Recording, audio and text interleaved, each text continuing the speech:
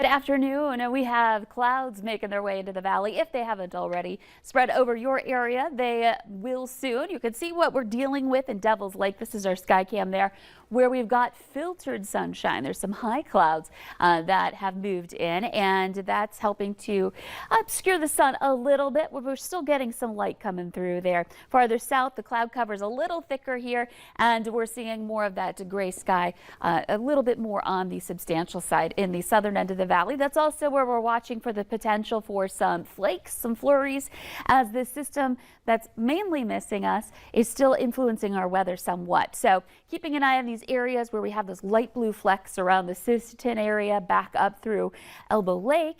And this is the place where, again, if we do see any type of precipitation, we'd have a little bit of flaky activity, just a little bit of flurry activity going on. But we're definitely well north of this system at this point. Sioux Falls getting a couple of bands of heavier snowfall there. And again, in Minneapolis, starting to see the snow moving in on the Twin Cities Metro. So that's going to have some impacts here shortly if they aren't already seeing some of that snow. And there's already some north of that along I-94. So traveling in either direction going to be troublesome for anybody who is thinking about heading in south for the weekend here.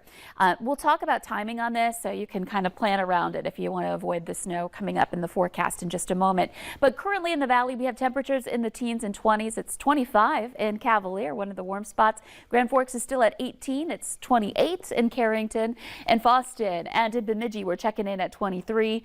And in the Southern Valley, Fargo's at 26, 23 in Park Rapids, and farther south and west we've hit 30 already. We're at 30 degrees in Oaks and in Gwinner, so a little milder in the southern end of the valley. So conditions are going to be pretty quiet for us today as far as precipitation is concerned in the valley. We do have those clouds that have moved in, and we'll continue to have that filtered sunshine for many places as we continue on throughout the afternoon. We'll see temperatures that are ranging anywhere from those upper teens like we have right now up in the north to some low to some maybe mid 30s down by the Sisseton and Ellendale areas.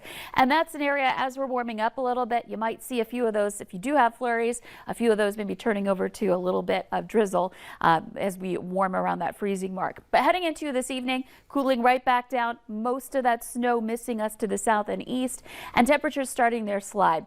But it's going to be a quiet Friday night, so if you have some plans to get out and do some shopping, maybe just be outdoors and enjoying the holiday lights, well, we've got conditions that are going to make you want to bundle up and have that hot cocoa nearby. But if you're dressed appropriately, it shouldn't be too bad. We're looking at temperatures hanging on into the teens by 10 o'clock tonight. But overnight, you'll expect to see those temperatures down into some single digits to start off your Saturday morning. So a clear morning with perhaps a few areas of fog, but overall we're looking at some sunshine to start off the day on your Saturday, and that'll set us up for a pretty nice weekend.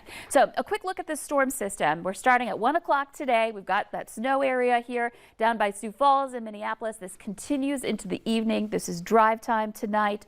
They're getting hit pretty hard in Minneapolis at that point.